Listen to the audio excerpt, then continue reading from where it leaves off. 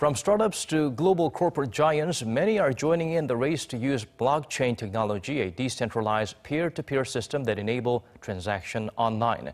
For an expert's analysis of the industry and how Korean companies can make use of it, our business correspondent Kim Hyesung sat down with Tapscott, investor in blockchain startups, co-author of the bestseller Blockchain Revolution, and founder of the Blockchain Research Institute.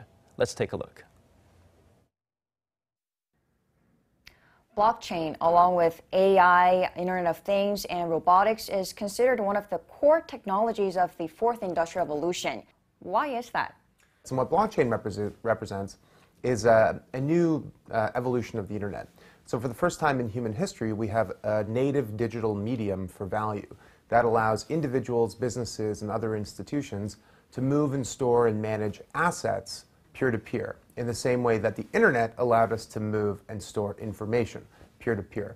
And that obviously represents transformational capability for the economy. If you think about certain industries like financial services, still rely mostly on intermediaries, middlemen like banks, to sit in the middle and establish trust and verify identity and enable the movement of value. And now we have a way to replace that.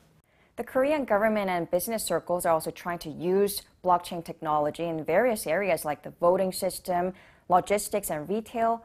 Where do you see blockchain become the biggest driving force here in Korea? Well, I think, financial services. I think that Koreans could reinvent banking and use it as a new platform to access customers outside of Korea and also to broaden the services inside of Korea.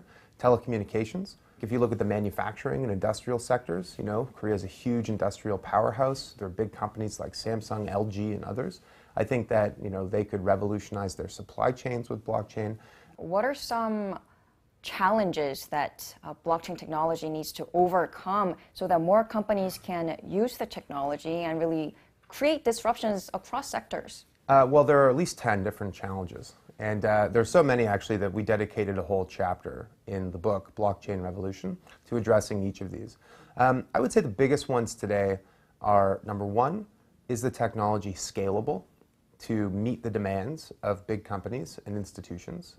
Number two is how incumbents will react. What will existing companies do to stop or to prevent this from growing? And then the third one, of course, is governments and regulations. How do we create new rules or new policies to address the rate of change of innovation? Any advice on the regulation front for the government? Well, my only advice is that appreciate that as a government, you have a lot of information, but you may not have all the information. And you have to work with other stakeholders. And they should consider working very closely with industry to create the new regulations. The biggest issue today is whether or not a token is a security, a stock. And I think in some cases that's true, and in other cases it isn't. And figuring out which one is which and how to regulate it is very, very important. Tapscott, founder of Blockchain Research Institute, thank you so much for your time today. My pleasure. Thank you.